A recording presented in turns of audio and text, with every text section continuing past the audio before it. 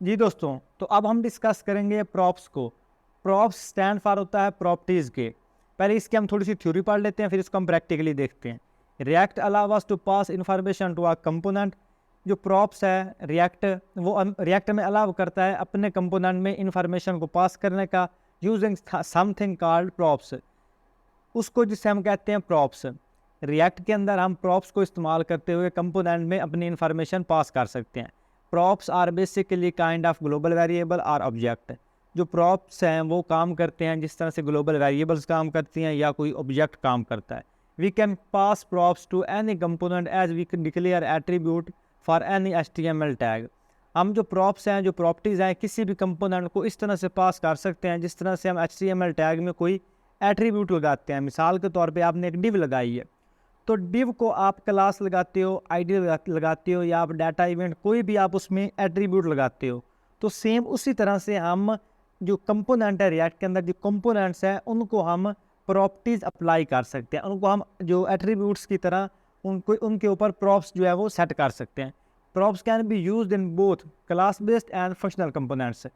जो प्रॉप्स हैं, जो प्रॉपर्टीज़ हैं, वो चाहे आपके पास क्लास कंपोनेंट हो या आपके पास फंक्शनल कंपोनेंट्स हो, आप दोनों में इस्तेमाल कर सकते हैं। ये आपकी थ्योरी होगी। अब इसको हम प्रैक्टिकली देखते हैं कि हम एक्चुअल में जो क्लास कंपोनेंट हैं या हमारे पास फंक्शनल कंपोनेंट है उनके ऊपर हम प्रॉप्स किस तरह से अप्लाई कर सकते हैं, हम प्रॉपर्टीज़ जो हैं वो किस तरह से उनके ऊपर अप्लाई कर सकते हैं। तो उसके लिए मैं अपने आज आ जाऊँगा VS कोड में, जहाँ पे हमने अपने रिएक्ट को इंस्टॉल किया हुआ है। साथ में इसका लाइव प्रीव्यू ओपन कर लेंगे जो हमने यहाँ पे किया हुआ है, तो साथ में इसका हम लाइव प्रीव्यू भी देखेंगे।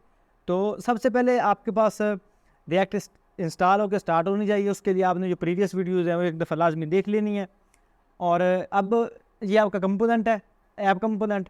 अब सबसे पहले ये हमारे पास लगा फंक्शनल कंपोनेंट। अब इस फंक्शन कंपोनेंट को मैं कन्वर्ट करता हूँ ES6 के फीचर में, मतलब इसको हम एरो फंक्शन लगाते हैं। तो इसको मैं यहाँ पे डिलीट कर दूंगा, जहाँ पे हम लिखेंगे कांस्टेंट और ऐप, और इसको हम इक्वल कर देंगे, और यहाँ पे करली ब्रैकेट्स, और यहाँ पे इक्वल लगा के इस तरह से ये हमारे पास क्या हो गया, ये हमारे पास बन गया एरो फंक्शन। ES6 का फीचर है। तो ये थोड़ा सा आम जो फंक्शनल कंपोनेंट्स होते हैं उनसे थोड़ा सा प्यारा भी लग रहा है। तो इस तरह से आपने एरो फंक्शन अप्लाई करना है। इसके काफ़ी फ़ायदे हैं। इसके लिए आपको ES6 की वीडियो देखनी पड़ेगी, तो वो चैनल पे मौजूद है, आप उसको एक दफ़ा जाके देख सकते हो।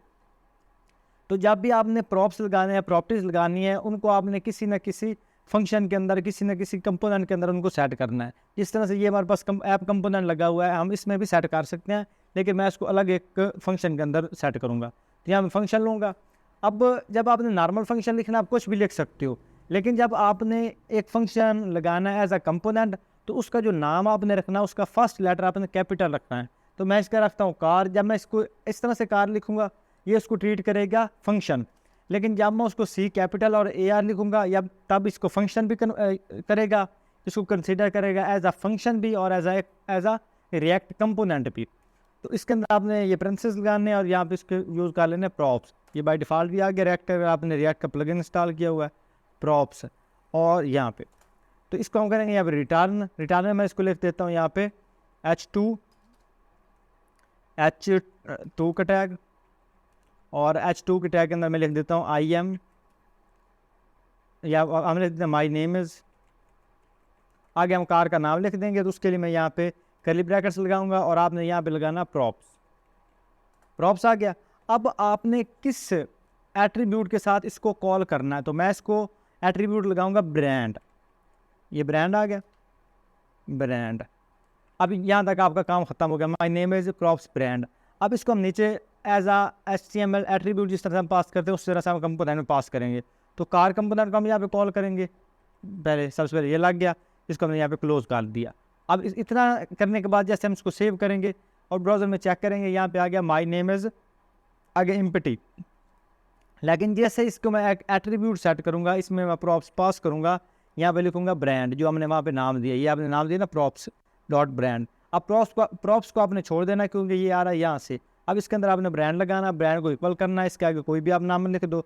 मैं मिसाल के तौर पे लिख देता हूँ BMW। उसको सेव किया, और इसको जब जैसे मैं क्लिक करके देखूँगा तो BMW आ गया। तो इस तरह से आप इसमें जो प्रॉप्स हैं उनको लगा सकते हो। अब आप एक प्रॉप भी लगा सकते हो, आप मल्टीपल प्रॉप्स भी लगा सकते हो। मिसाल के तौर पे यहाँ पे ब्रांड आ रहा है, मैं चाहता हूँ कि मैं इस साथ में इसका ईयर भी आए, तो मैं यहाँ पे ईयर लिखूँगा, और यहाँ पे इसको मैं कर दूँगा 1998 कर देता हूँ मिसाल के तौर पे। आप कोई भी नाम दे सकते हो। अब यहाँ पे हमारे पास आ रहा है ये रिटर्न के अंदर प्रॉप्स ब्रांड, इसी को मैं यहाँ पे कॉपी कर लेता हूँ। ये पूरे H2 के टैग को कॉपी करते हैं और इसके आगे पेस्ट कर देते हैं। बल्कि इसको अब अगर हमें ज़्यादा लगाना है ना, तो मैं यहाँ पे इसको प्रॉपर एक तरीके के साथ करता हूँ। कर्ली ब्रैकेट्स लगाते हैं और इसमें फ्रेगमेंट पास करते हैं और इसके अंदर इसको पास करते हैं। अब इसको कॉपी पेस्ट कर लेते हैं। अब यहाँ पे ब्रांड आ रहा है ना, ब्रांड की जगह मैं कर लेता हूँ यहाँ पे ईयर, इसको लगाया और सेव करके जैसे चेक करेंगे तो ये उसका नाम भी आ गया और साथ में उसका ईयर भी आ गया। तो इस तरह से आप इसके अंदर पास कर सकते हो प्रॉप्स। अब ये होगी बेसिक प्रॉप्स। तो इसमें आपका काम आसान है, आप सिंपली इनके अंदर पास कर सकते हो। लेकिन इनको आप थोड़ा सा मतलब अगले लेवल तक लेके जाएं, तो उसमें आप क्या करोगे, उसमें आपकी ये वाली कोडिंग बच जाएगी। जो आप इसको पास कर रहे हो ना, ब्रांड और ये वो आपका बच जाएगा। और इसको आप ना वेरिएबल के अंदर भी स्टोर करवा सकते हो, या आपका नेम वगैरह ना, इसको आप वेरिएबल के अंदर भी स्टोर करवा सकते हो। वो किस तरह से, मिसाल के तौर पे यहाँ पे मैं लेता हूँ और इसको मैं यहाँ पे नाम लगा देता हूँ कांस्टेंट, और इसका नाम रख देता हूँ मिसाल के तौर हम लिख देते हैं ब्रांड नेम बी नेम, और इसके अंदर मैं इसका नाम पास कर देता हूँ BMW आ गया। अब यहाँ पे ब्रांड आ रहा है ना, वहाँ पे मैं इसको नहीं, मैं इसकी जो वेरिएबल है जिसके कांस्टेंट उसको कॉल कर लेता हूँ। मैं जस्ट बी नेम लिख दूंगा, इसको सेव करूँगा, तब भी हमारे पास ये सेम ही रिज़ल्ट आएगा। इस तरह से आप वेरिएबल के अंदर भी इसको स्टोर करवा सकते हैं।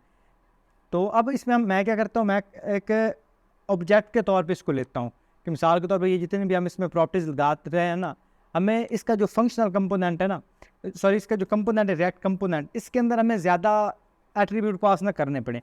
इसमें हम एक ही एट्रीब्यूट पास करें, बाकी जितना भी कोड है वो हम अलग से लिखें। तो उसके लिए बड़ा आसान सी चीज़ है, आप इसको यहाँ पर डिलीट कर दो और ये जो आपको कांस्टेंट आ रहा है इसको आप ऐसे कांस्टेंट रहने दो। इसको आप कोई भी नाम दे दो। मैं मिसाल के तौर पे यहाँ पे इसको मैं नाम दे देता हूँ ब्रांड, हम दे देते हैं इसको ब्रांड, या हम बल्कि हम कार इन्फो कर देते हैं, कार इन्फो।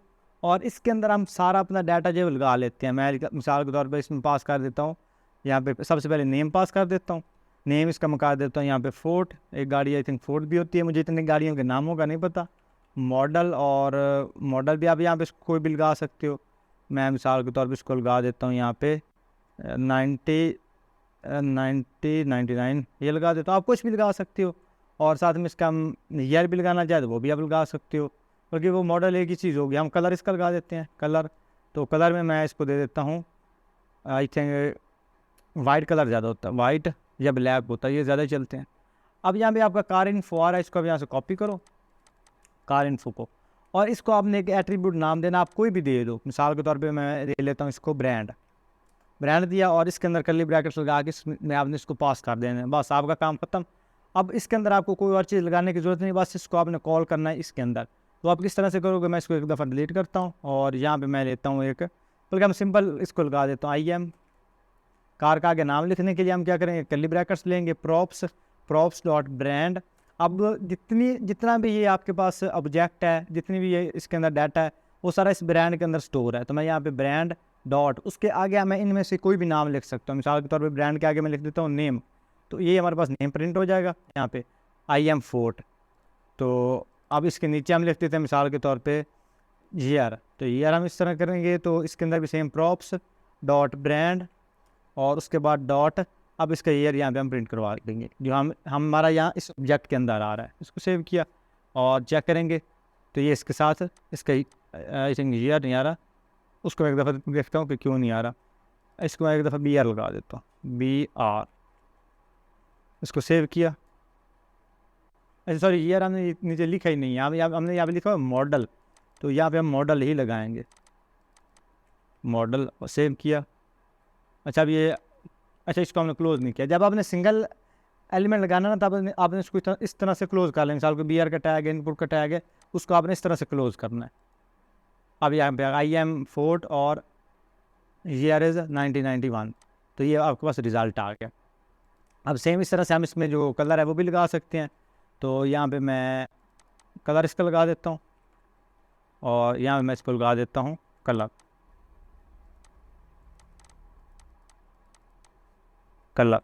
अब इसको सेव करके और यहाँ पे चेक करेंगे तो साथ इसका कलर आ जाएगा, कलर वाइट। इस तरह से आप जो प्रॉप्स हैं वो लगा सकते हो, प्रॉपर्टीज लगा सकते हो। अब मैंने इसमें आपको बताया कि आप सिंगल प्रॉपर्टी किस तरह से लगा सकते हो, फिर मैंने आपको बताया कि इसमें आप वेरिएबल के अंदर प्रॉपर्टीज़ किस तरह से लगा सकते हो। उसके बाद मैंने आपको बताया कि आप ऑब्जेक्ट को यूज़ करते हुए मल्टीपल प्रॉपर्टीज़ जो हैं एक वेरिएबल के अंदर स्टोर करा के वो उसे किस तरह से इस्तेमाल कर सकते हो। As a beginner, as a basic developer आपके लिए इतना ही बहुत है। अब मज़ीद आप इसको एक दफ़ा खुद से लिखो, चेक करो, मल्टीपल आप इसमें चीज़ें लगाओ। उसके ऊपर आप अगर कोई इवेंट लगा सकते हो तो लगा लो, नहीं तो आने वाली जो वीडियोज़ हैं उनमें हम इवेंट भी डिस्कस करेंगे। तो आई होप आपको समझ आई होगी। अब हम नेक्स्ट टॉपिक की तरफ मूव करते हैं।